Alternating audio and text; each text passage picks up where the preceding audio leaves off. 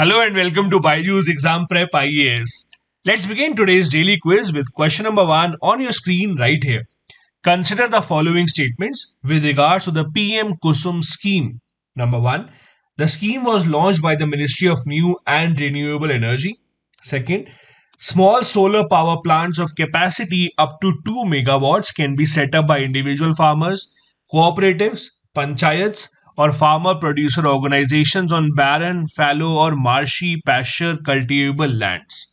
Third, if cultivated fields are chosen for setting up of solar power plants, the solar panels are set up above a minimum height so that the farmers can continue to grow crops below the solar panel. You have to choose out of the three statements which of these is or are correct.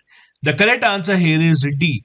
All the three given statements are correct and pertain to the provisions under the PM Kusum scheme by the Government of India.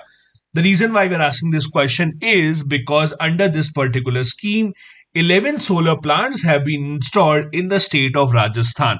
After the state government's request, the public sector banks gave collateral free loans to the farmers to install solar power plants at their infertile or semi barren lands. As the article tells you, the PM Kusum scheme stands for Pradhan Mantri Kisan Urja Suraksha Evam Utthan Maha Abhiyan. The scheme envisages income creation for the farmers using their infertile land with establishment of solar power plants, since anyways this land is not used for cultivation purposes. The farmers can also sell the power generated with these solar plants to power distribution companies. The solar pumps can also be installed for irrigation purposes of their own farmland. The government has said that the loans from the banks will be sanctioned without any collateral security for setting up of power plants of half kilowatt to 2 megawatts, which will speed up the work and the target of government for installing as many power plants as possible. The electricity generated at these power plants would be purchased at the rate of rupees 3.14 per unit for the next 25 years following the signing of a power purchase agreement. Next, question number 2. Amongst the following statements, which is not correct with regards to the World Trade Organization? Number 1. Although the WTO is not a UN specialized agency, it has maintained strong relations with the UN and its agencies since its establishment. Second, the topmost decision making body of the WTO is the Ministerial Conference, which usually meets annually. Third, the WTO replaced GATT since the latter was only a set of rules and multilateral agreements and lacked an institutional structure. Fourth, the General Council, having representatives from all the member governments, convenes as a dispute settlement body to deal with disputes between the WTO members. You have to choose the incorrect one out of the four given statements. The correct answer here is B.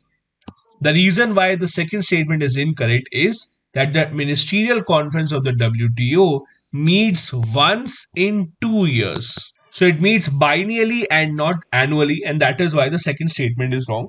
All the other given statements here are correct. The reason why we are asking this question is because Indian government has decided to appeal against the WTO order on sugar subsidies given by the government of India. So what happened was in the year 2019, three nations, that is Brazil, Australia and Guatemala, approached the WTO complaining against India for providing support in favor of producers of sugarcane and sugar, as well as all the export subsidies that India provides for sugarcane and sugar. The panel of the WTO observed that 5 years, that is from 2014-15 till 2018-19, the subsidies that were provided by India were over and above the 10% permitted limit that is allowed as per the agreement on agriculture.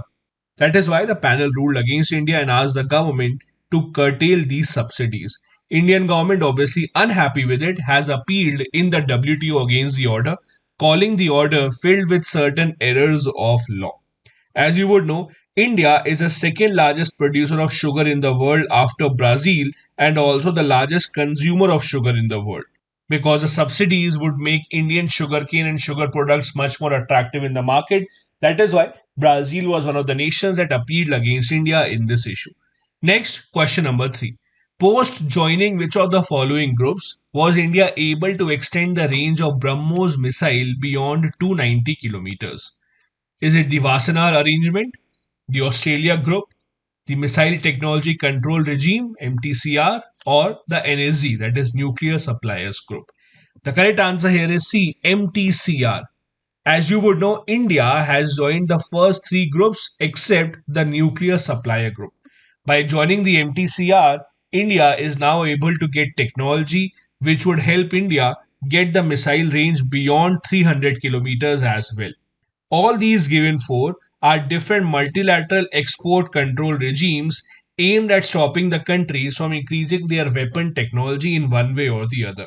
The Wassenaar arrangement tries to promote transparency and responsibility in transfer of conventional arms and dual use goods and technology. India was inducted into this group in December 2017. The Australia Group, on the other hand, seeks to ensure that exports do not contribute to the development of chemical or biological weapons. This group was established in 1985 after Iraq's use of chemical weapons during the Iraq Iran War. India joined the Australia Group in January 2018. The MTCR, or the Missile Technology Control Regime, aims to prevent the proliferation of missiles and unmanned aerial vehicle technology that is capable of carrying a payload greater than 500 kg and has a range of over 300 km. Only the member nations of the MTCR can share technology that will result in weapons having a range of over 300 kilometers amongst themselves. India was inducted into the MTCR in 2016. As you know, India till now has not become a member of the Nuclear Supplier Group despite multiple efforts. It is a group of nuclear supplier countries seeking to contribute to non-proliferation of nuclear weapons through implementation of nuclear export and export related restrictions. The reason why we're asking this question is because an advanced variant of the BrahMos missile has recently been tested.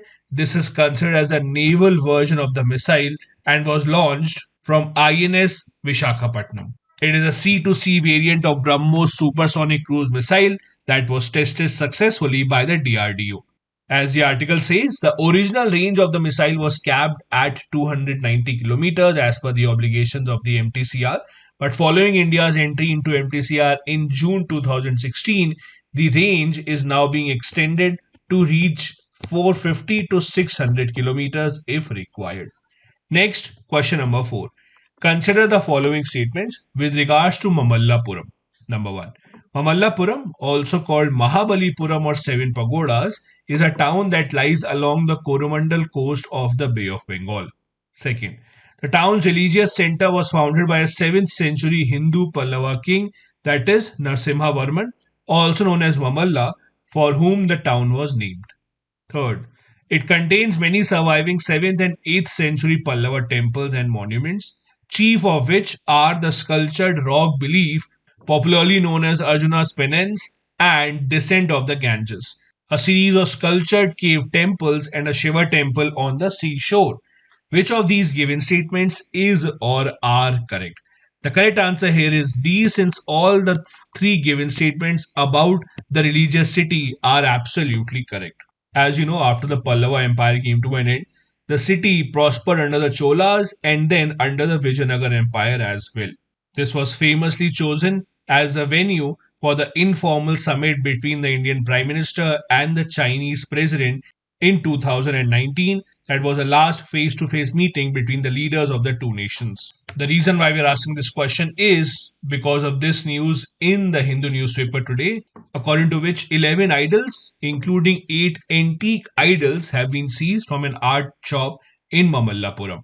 As per the police, it looks like the Ravan idol was originated from Sri Lanka, and investigation is on to find out the temples from which the idols are supposed to have been stolen. Next, we have a previous year question from 2019.